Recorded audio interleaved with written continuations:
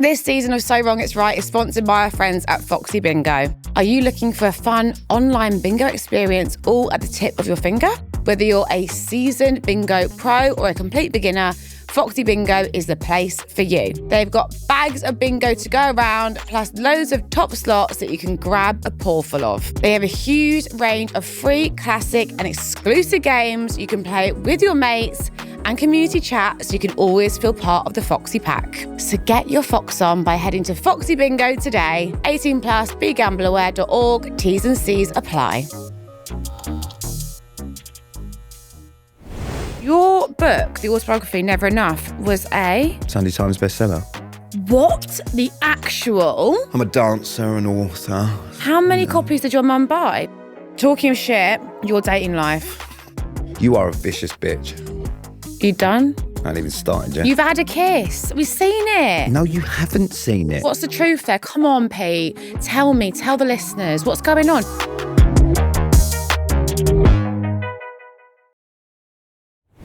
Welcome to So Wrong It's Right, the award-winning podcast hosted by Pete Wicks. So for 1 week only, I am taking control of So Wrong It's Right. We have a fabulous guest. Some of you may know her, some of you may not. But today's wonderful guest is, I like to call her Olivia the Fringe Attwood, because she's sporting a ginger set of bangs. He called bangs? me a fringe-loving 5 minutes ago. Yeah. Yeah, also the legs, put them away. What do you mean? What? What do you want me to do? I can't fold them up. I'm not IKEA furniture. Listen, you've been folded up like a pretzel many a time. I'm sure you can do something with them. Liv, how are you? I'm good. How are you? How do you feel about being over there? Because you look very uncomfortable. Well, I didn't know this was happening until about 5 minutes ago. So I walked in and Pete's in my seat. Yeah. But weirdly, now I'm here, I quite like it. Do you? Is it because we're going to talk about you? And that's your favourite subject? That would be my special subject if I was on Mastermind. Me. What, yourself? You myself. Between a certain, years? Because I imagine in your 20s you don't remember much. There's a lot of black space. Yeah. I mean, last time I saw you, I literally just said to you, you were a mess, and you were like, I don't remember it at all. Yeah, I couldn't put a finger on. You were like the NTAs, and I was thinking the NTAs, what do they wear? When was it? I could not place it in my mind. But yeah, anyway, so I was a little bit more drunk than I normally would be on the red carpet. Well, yeah, because I was interviewing on the red carpet, and we had Ant and Dec come in next. They were just waiting to be interviewed, and you stormed in out of nowhere and made Ant and Dec wait so that I could interview you. Is that true? I promise you, hand on heart, and I swear to God, I said to you, Olivia, I've just got to do one more, and you went, I'm your fucking friend, you'll do me. So Ant and Dec waited whilst we. Oh my God! Do they know? backwards. Are they like? Do you think they don't like me now? Because I couldn't see them. I mean, I don't know if I've caused beef with that. I couldn't see anyone at all. What, because of the fringe? No, because I lost a lot of the kind of peripheral vision because the alcohol, what? the peripheral. Peripheral? What's it called? The outside. That's a dessert, isn't it? No, I was like Peripheral. Peripheral. Go again. No. Go again. What is it? I know what Peripheral. I mean. The periphery vision. I'm literally saying it to you and you're still getting it wrong. Sorry. What is it? Peripheral. Peripheral vision.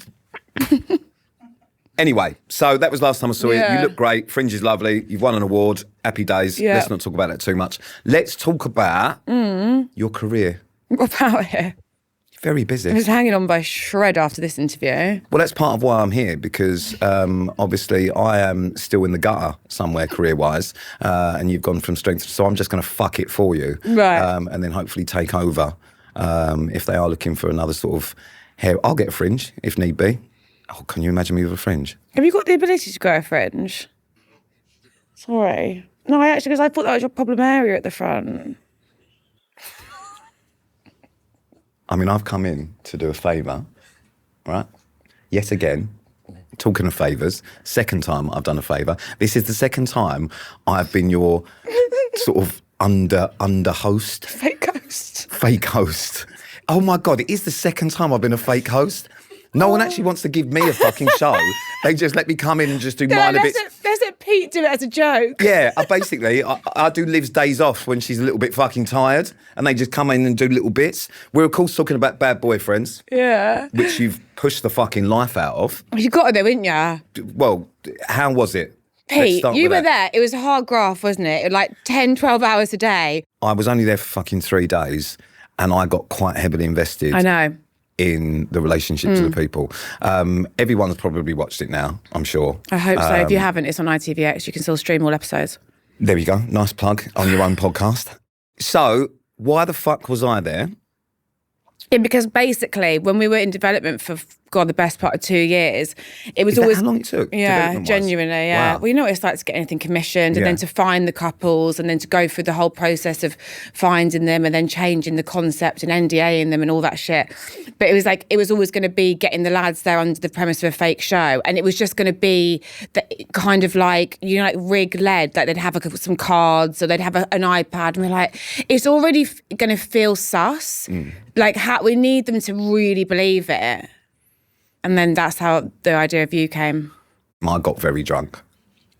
We couldn't use a lot of the footage. It was an editing nightmare. I was hammered. I was there for a long time on Zante Strip. Right? And I'll be honest with you, I'm 36 years old. I literally looked like a raving creep. So my way of getting through that was getting very drunk. In the end, we couldn't use a lot of the footage because I was actually worse than all the boyfriends there. An actual highlight was when I did a FaceTime to him and he spoke for 5 minutes and listed off a bunch of men that weren't in the show. He said, Paul's been great. Steve's having the best night. I was like... Yeah. There isn't a Paul or a Steve. You can understand why I was a fake host and not an actual host, and you can understand why no one would give me a show at this point. But it went really well. The show was really good, and it got a massive reception, didn't it? We're very, very, very, very pleased. I can't speak. Have you not fixed your teeth in properly today or something? No, they're in there. What are you struggling with today? I don't know. Do you ever get like a little bit of... I'm trying to think what word I can use. Like, when it'll be the wrong one, whatever you choose. Yeah, I was going to be careful. When you've been filming a lot and you start to just forget English. No, just me. Well, no, because I'm not that busy.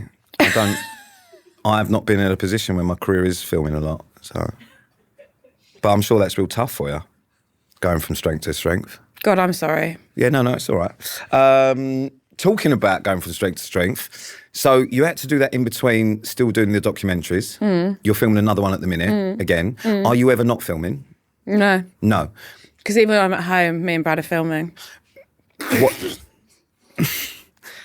I mean, that nearly went straight over my head, but that ties in beautifully, actually. Is that how you're keeping the spark alive? Are you just like, is there a lot of phone sex at the minute or what?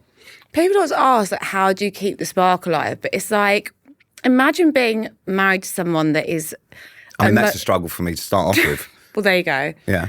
Emotionally unregulated, often hungry, sometimes drunk. Are you talking about you? Me? Right, yeah. It's sparky, do you know what I mean? Like, he's just trying to stay out of the firing line. It's the spark. He'd like to know how to dampen the spark. I mean, I can think of a few ways. We'll move on from that, shall we?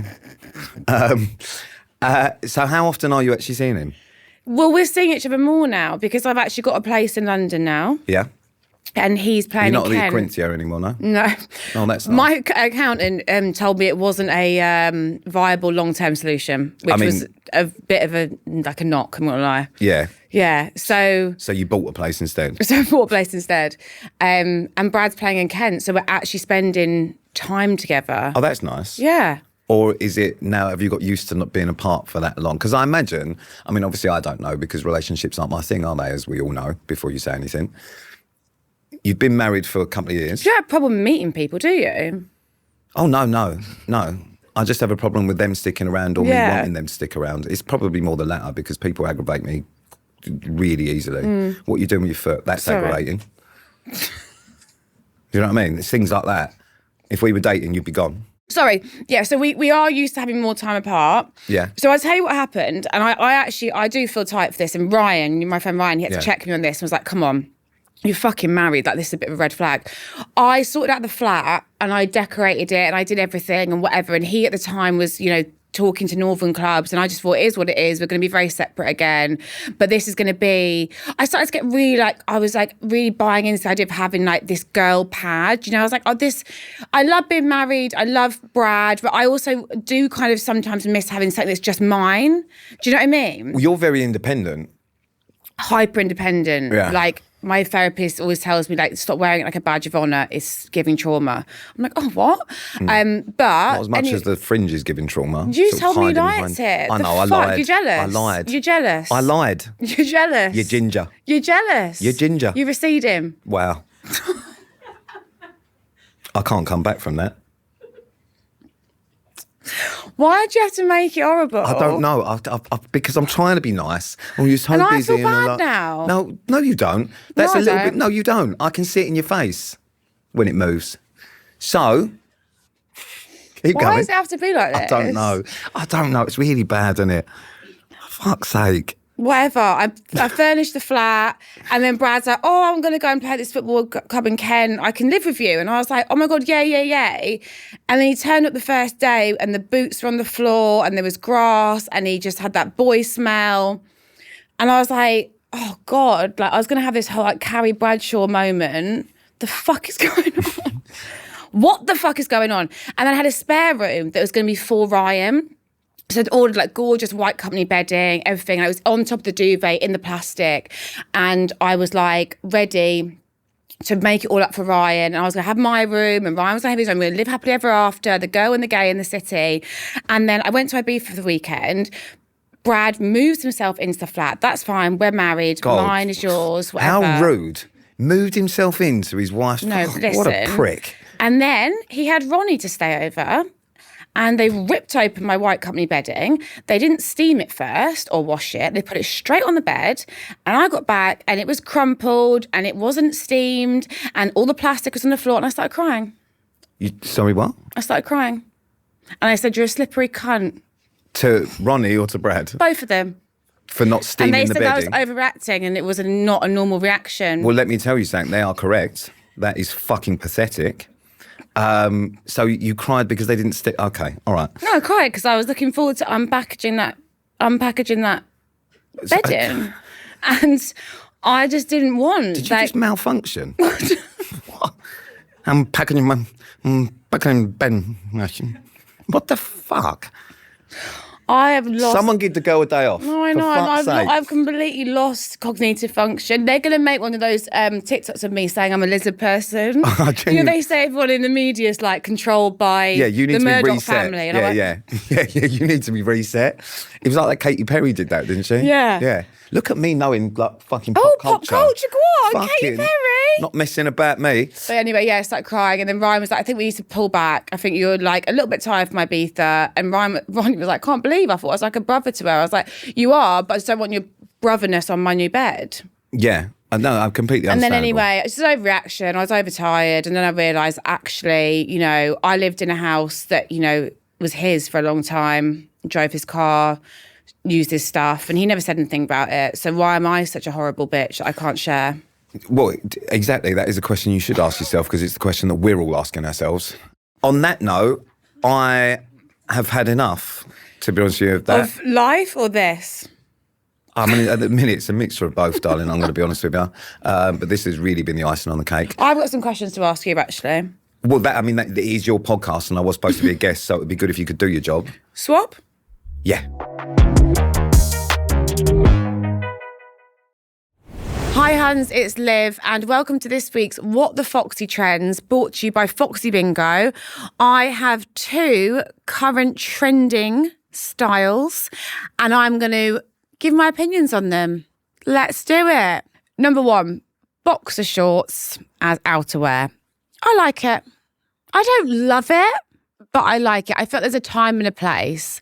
Like, I think if you do a balance, you do a blazer, you do something kind of smarter and you kind of have that contrast between the two, I like it. It has to be like a certain type of boxer short. I don't think we need to see people leaving the house in their actual boyfriend's boxer shorts. Trust me, you ain't going anywhere in Brad's boxer shorts apart from waste disposal. Extra baggy jorts. Now the jorts, the jean shorts, they're neither or, they're below the knee.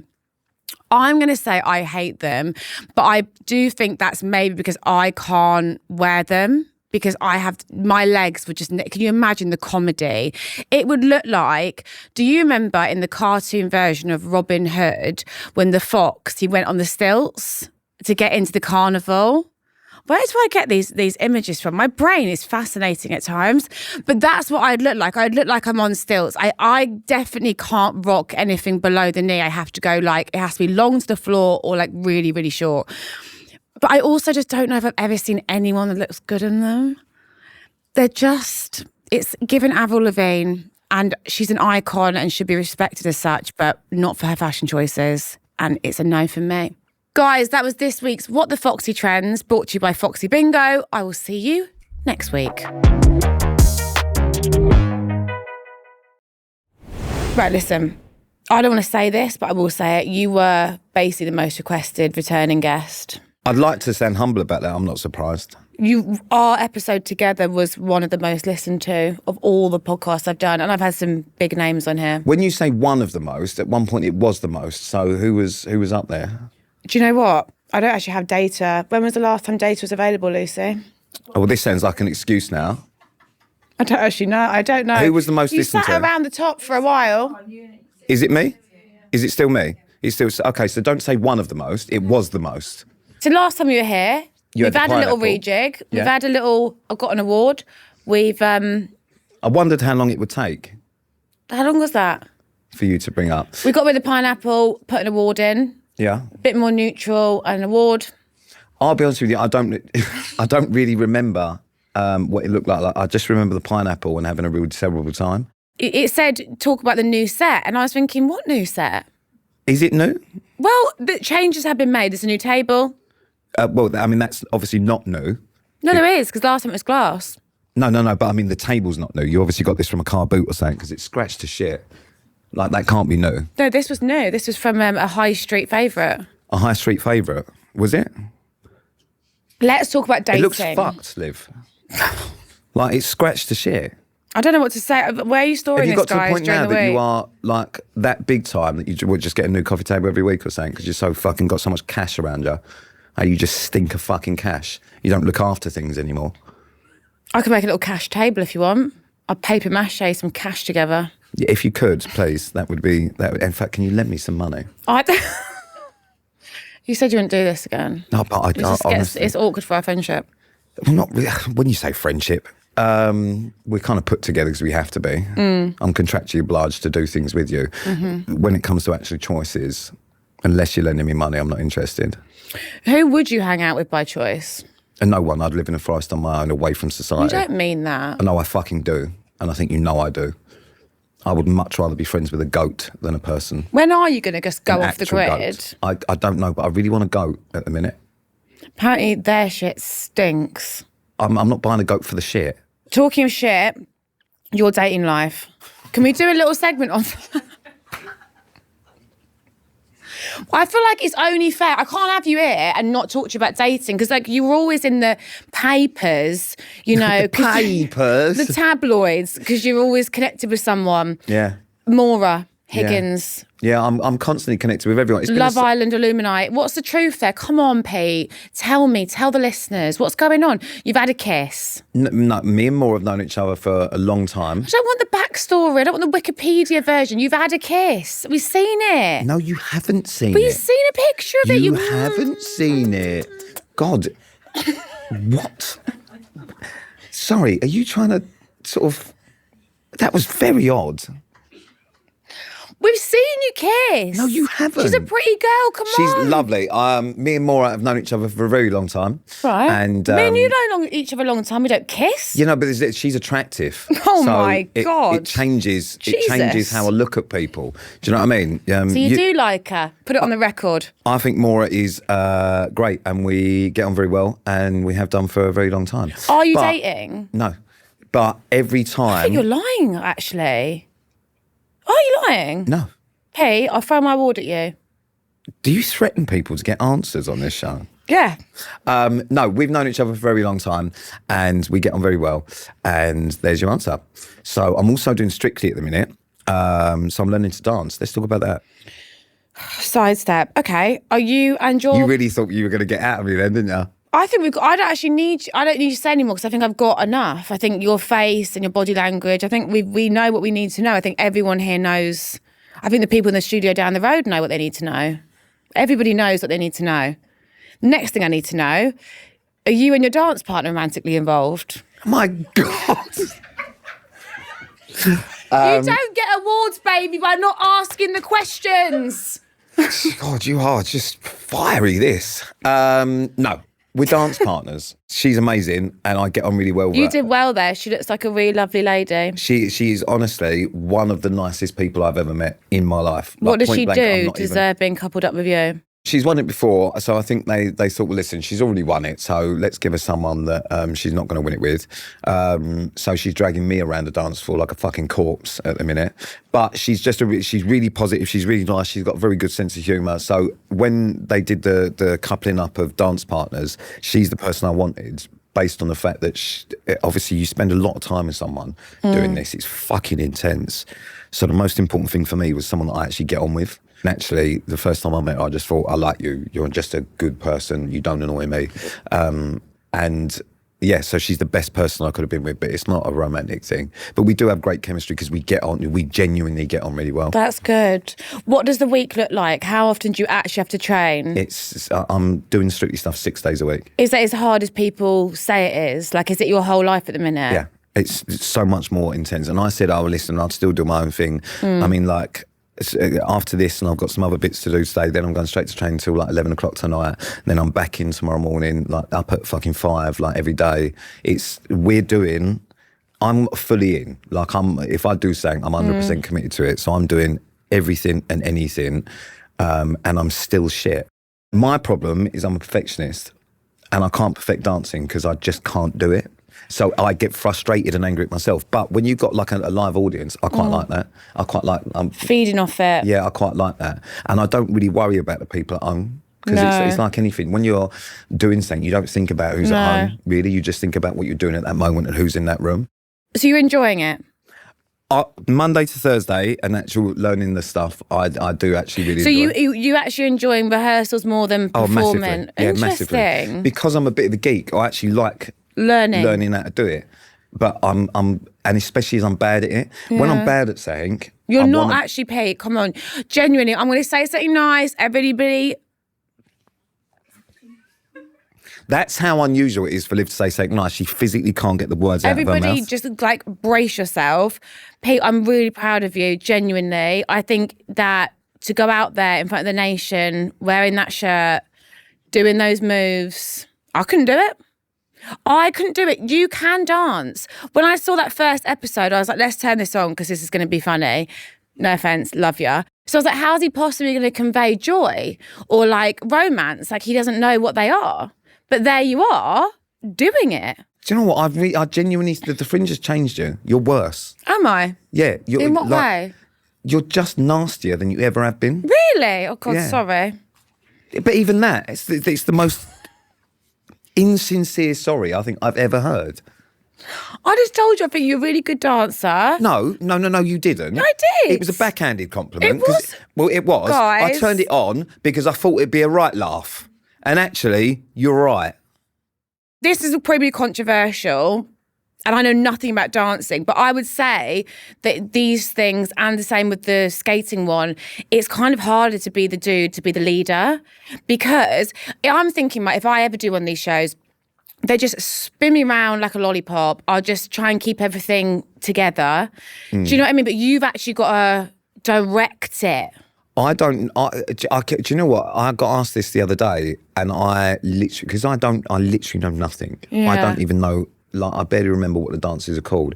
I don't know if it's harder or not. I imagine that's what everyone thinks, is that, like, because you have to be the kind of, if you're the leader, then you have to, I don't know. Remember where you're going and direct it. But the girls, they have to, or the follower, they have to fucking... do all the tricks and the... Yeah, like, basically, like, with Yavita, she's known as, like, the fucking queen of the lifts. Okay. So, because she's tiny, she does mad stuff. Like, even on the second week, she jumped through the air off of a table in the hope that I would just catch her, and then hung off my neck as I was spinning round. I've never danced before. She could have ended up in the front row.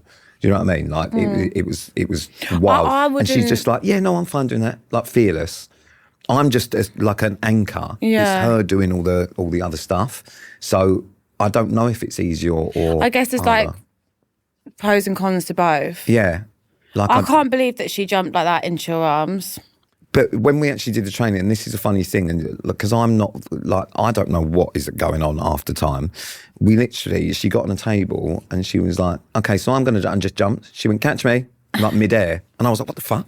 Imagine you just dropped her. Well, that's literally how she does it. And then when we started doing the spin thing, the first time we did that, so I start spinning round and I'm holding on. She goes, and let go. And I'm like, what? And I'm still spinning around going, what do you mean? She's like, let go. And she's just hanging on my fucking neck. Honestly, I don't know where or how she's so fearless. Do you get a buzz out of it? Yeah, do you know what? It's an adrenaline rush. Bit of endorphins? It's a few endorphins, yeah. Is it nice to do something without Sam? Oh, it's fucking beautiful. Bit of space. But not that much space. I mean, he's there every week. He comes to training. Obviously, I still do the podcast. In fact, the first week, he actually turned up in the car park. I saw this.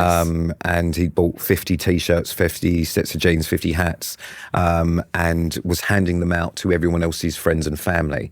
So everyone else's friends and family had gone to watch their loved ones wearing T-shirts and hats with my face on it. Wow. Yeah. That's a good friend, though. Yeah. Is it? I mean, I wasn't there, so he's a better friend than me. Well, yeah, no, that is true. I mean, you keep saying you're going to come, but when does Liv actually do what she said she's going to do? A lot. Yeah. There's money involved. Yeah. Well, that's exactly. I'll pay for your Uber.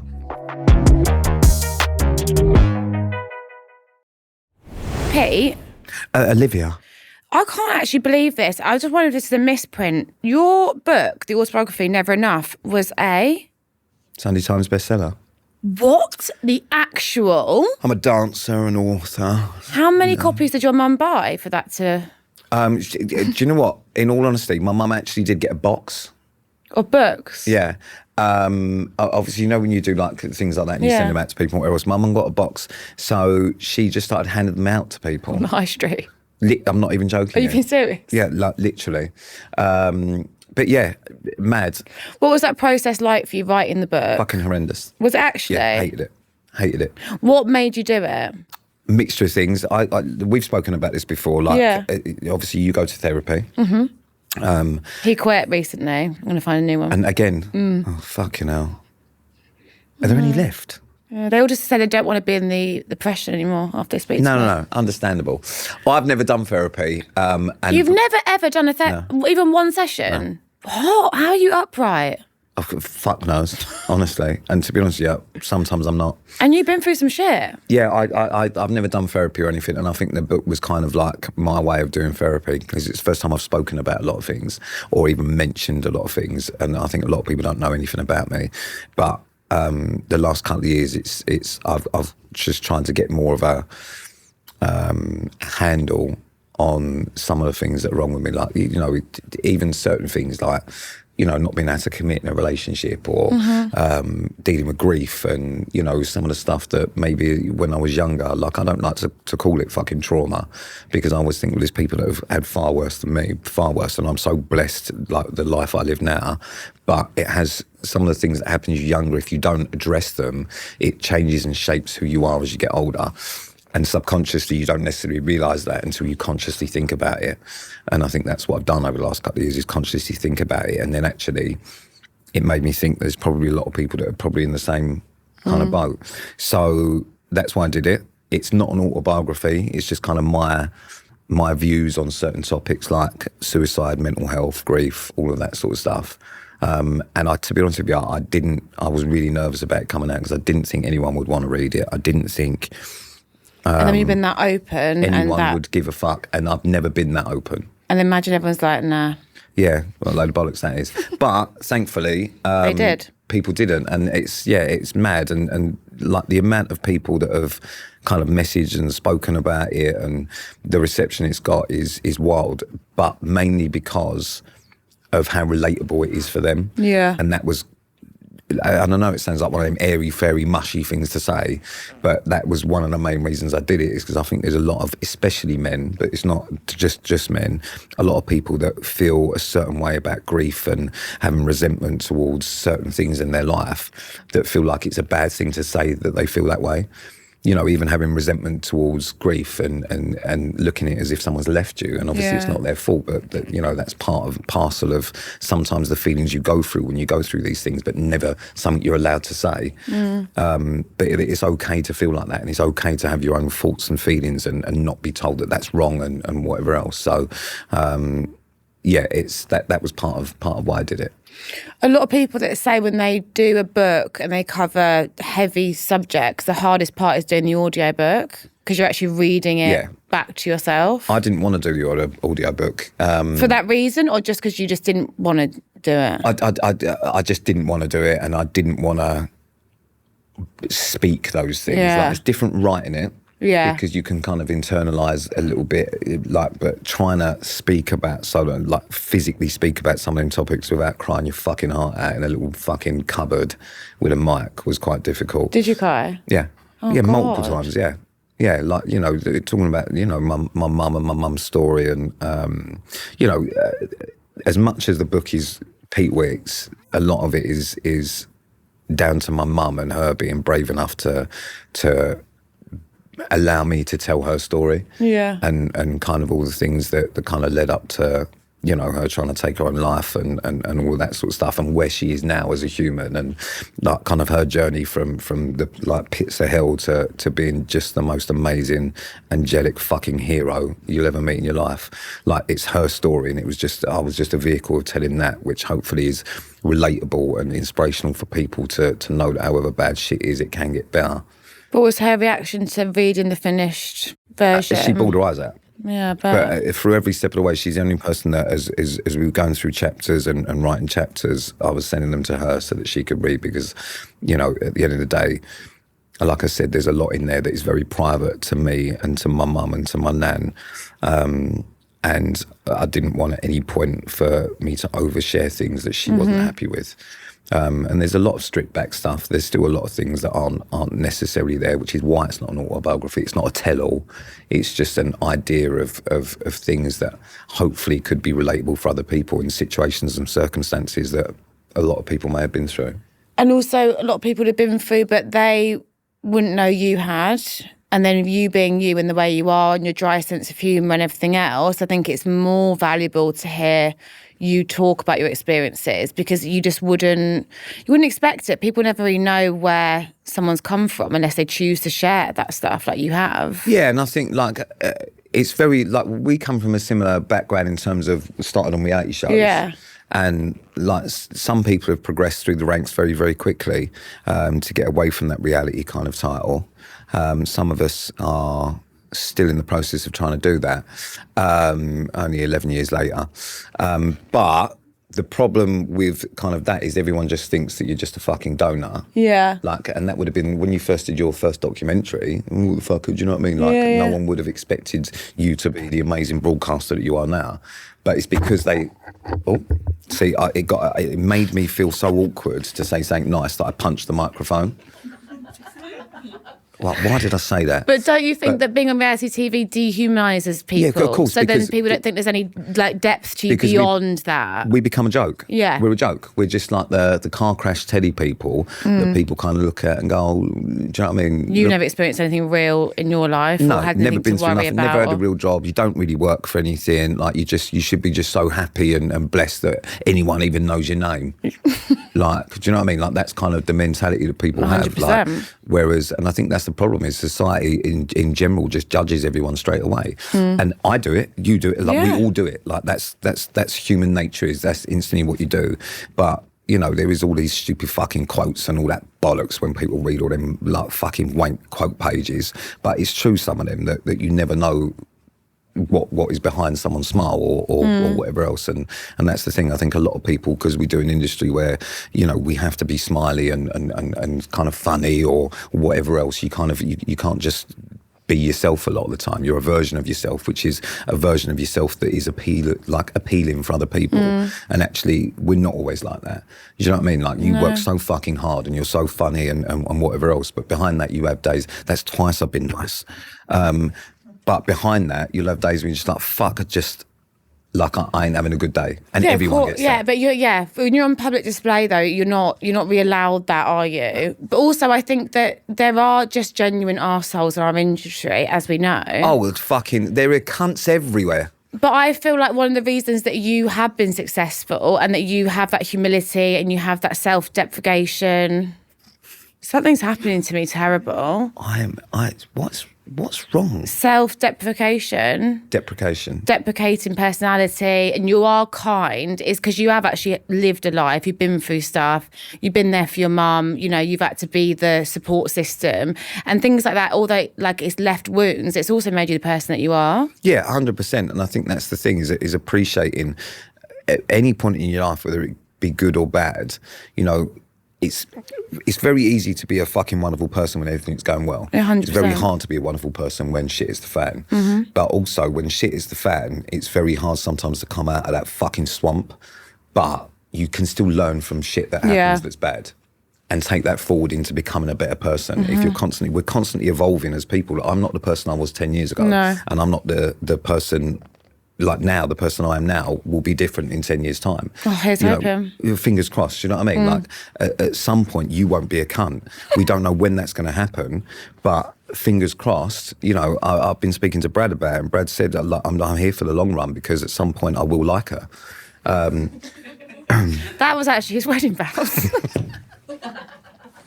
But do you know what I mean? Like, that's the whole point, is and that... my dad went, fucking hell, mate, I've been here since birth. Yeah. Let me know when it happens. Nothing's changed. But yeah, like we're all going to kind of change and adapt, and it's getting caught up and consumed by the shit without recognising it and without doing something about it. And also, like, without going on about it too much, like, you know, mental health is such a spoken about topic now, but it's spoken about, but nothing's really done. No. And I think that's the problem, is that everyone wants to talk about it, and that's fine, but talking isn't necessarily the only answer to that. It's about finding ways in yourself, because, you know, the beautiful thing about you, me, and everyone in this room is that you're the only one that thinks and feels the way you do in the whole world. So how can someone else tell you how you should navigate that? You can't. You have to figure it out yourself, and that's a really lonely place to be. But it's about just being willing to try everything to make yourself a better person and be the person that you want to be, not the person that everyone else wants you to be. Anyway, I'll stop now, because that was a waffle.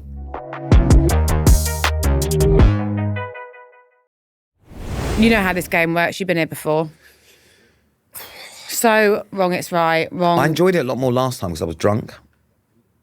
Doing this sober's tough. Go on then, crack on. You done performing? I haven't even started yet. You just drop the bravado for 5 minutes and answer a fucking question. All right, come on then. Give it to me. Fucking prat. Getting drunk at a work event. Great. Right. Right, 100% Don't right. even think. Oh, you're going to love this one. I mean, getting drunk at work event is a must most of the time. Yeah. It's just, how do you have that conversation 85 times in a row without alcohol? Well, exactly. So do you know what the worst thing at a work event, especially for us, is? So what are you working on? You know. That's pretty much what Liv used to say to me all the time. You look nice. Oh, you look nice. Oh, no, you look nice. Yeah. Neither of us do. How have you been? I was all right until you come and spoke to me. Cancelling plans last minute. Oh. Wrong. I know you're going to say right. I think it's wrong. You're not really a canceller. No, I'm not a canceller. Do you know what? Wrong. Unless you've got a legitimate reason, you're a dick. Like, if I say I'm going to do something, I generally do it. So do I.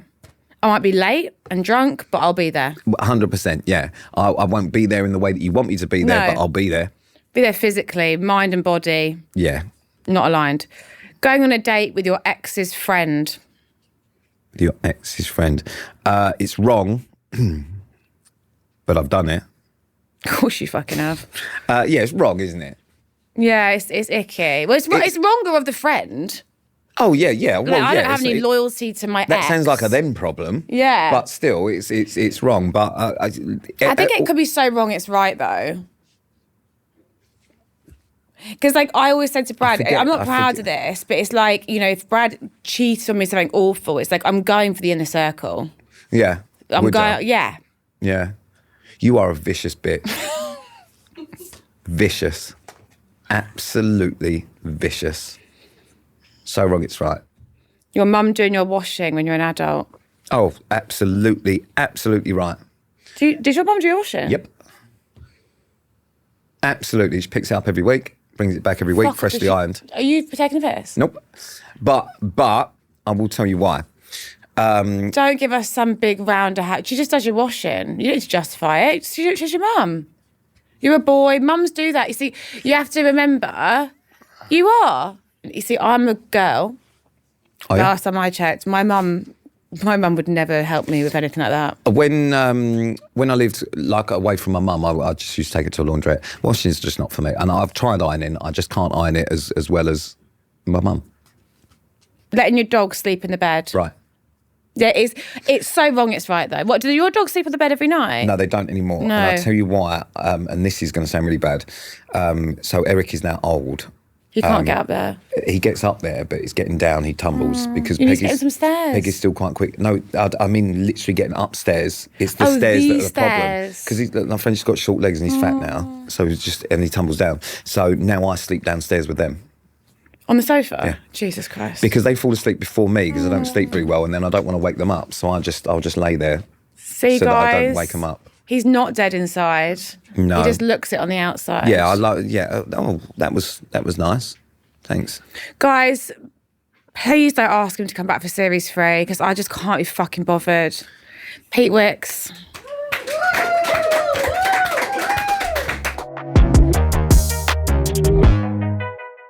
This season of So Wrong It's Right is sponsored by our friends at Foxy Bingo. Are you looking for a fun online bingo experience all at the tip of your finger? Whether you're a seasoned bingo pro or a complete beginner, Foxy Bingo is the place for you. They've got bags of bingo to go around, plus loads of top slots that you can grab a paw-full of. They have a huge range of free, classic and exclusive games you can play with your mates and community chat so you can always feel part of the Foxy pack. So get your fox on by heading to Foxy Bingo today. 18+, begambleaware.org, T's and C's apply.